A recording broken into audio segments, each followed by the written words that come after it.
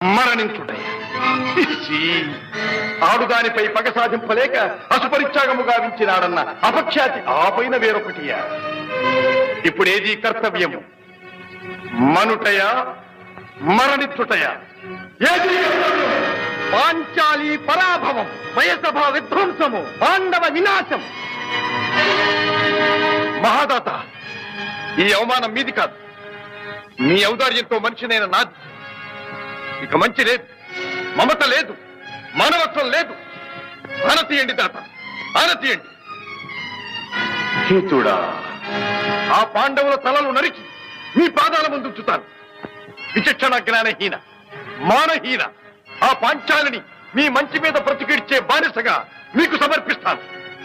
మీ యశోరక్షణకి అంకితమైన నా ప్రతాపాగ్ని చెటలలో ఆ ఇంద్రప్రస్థపురాన్ని భస్మీపట్లం చేస్తాను. కానీ దాని వలన మన కొడుకు